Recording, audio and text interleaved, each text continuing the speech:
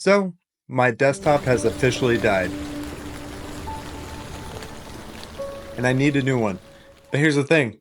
I don't want to spend $3,000 or $4,000 on a brand new pre-built system. Now, I'm not knocking any of the pre-builts out there by any means, and I think Origin's a great company. It's just a little bit more money than I want to spend right now, so I've decided I'm going to build my own. Now, I've repaired plenty of computers in the past, swapped out parts, and done some upgrades here and there, but this will be the first time building a PC completely from scratch. And to be honest, it sounds a bit scary.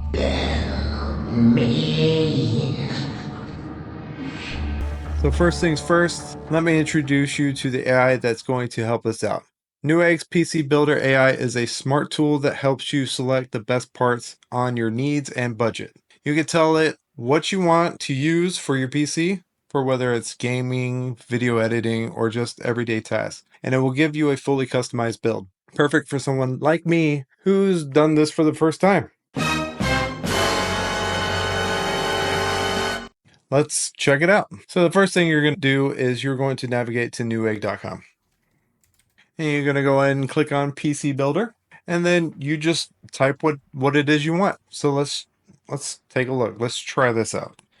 Build me a PC. Let's see what it gives us. Okay. So with no other parameters other than build me a PC, it gives us a couple different options. Let's see if we get a little bit more granular. Build me a PC that can play Call of Duty.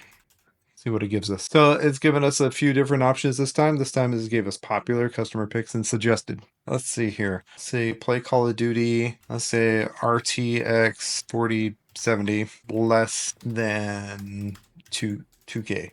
That's pretty cool, right? It gives you all these different options, and from what I can tell, this would be a great tool for somebody new like me. So we're just going to go ahead and send it and see what we get. Be back shortly. So AI has helped me pick out all the parts I need for my build. Here are your parts, Danny. And this is what we landed on. We have a MSI Gaming GeForce RTX 4070. We have a Corsair 4000D Airflow case, Intel i7 14700K, Microsoft Windows 11. You need a Windows operating system.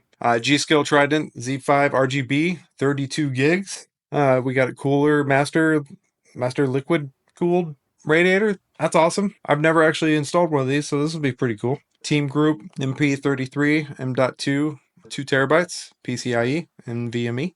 We have MSI Z790 Gaming Pro Wi-Fi LGA. Okay. And we have Corsair RM850 fully modular power supply. And then I added this. This was my addition because I always seem to run out of USBs.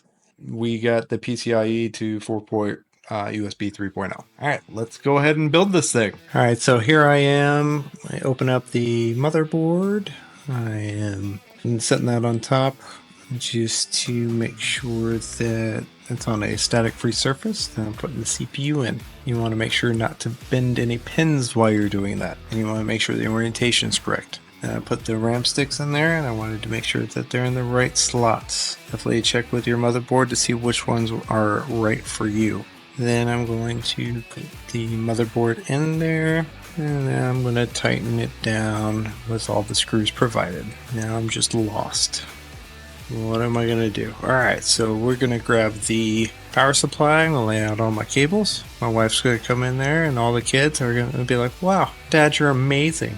You're so good at building things, while I'm struggling to figure out where in the world I'm going to run all of these cables. Then I had to go grab my headlamp because I couldn't see, so make sure you have a headlamp or a flashlight or something handy, because that is going to be super helpful.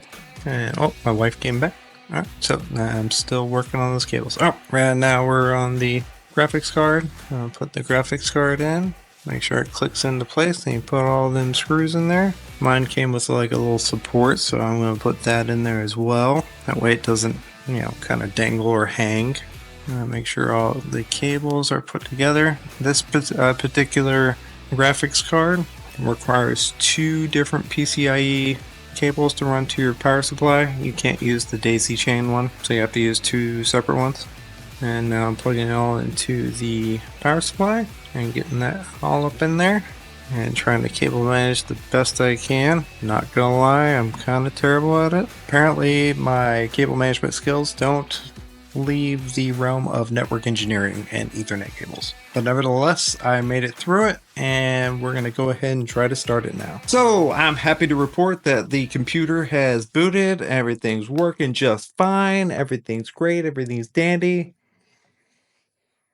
Sort of. So when I first started it up, it did not show a monitor screen, nothing. I got nothing. I didn't know what was going on. I watched a bunch of YouTube tutorials, nothing, nada. So I ran across an article that said something about your integrated graphics on your CPU sometimes won't work if your graphics card is installed. So I removed the graphics card, plugged into the HDMI port on the motherboard, and I was able to boot up. And then I was able to install Windows. Once Windows was installed, I installed a bunch of updates. And after that, I was like, okay, let's try putting the graphics card back in. So I put the graphics card back in, and everything worked just fine. Updated the driver on that. Everything's working just great, and I've been test driving it for about a week. I've had zero issues with it so far. I'm interested to hear from you professional computer builders how AI did and how I did. I would definitely love to learn more. And the reason I made this video is to show people you don't have to be afraid of tech. You can just dive right on in, and right now is probably one of the best times to get into it. There's AI, there's articles, there's so many YouTube help videos out there that you don't have to be afraid. You could jump in and you could get it done. And if you like this video, please give me a like and please subscribe. I plan on doing a lot more videos about the IT world from a beginner's perspective, and also, give you some of my knowledge that I've learned over the years as a network engineer. But until then, have a good one.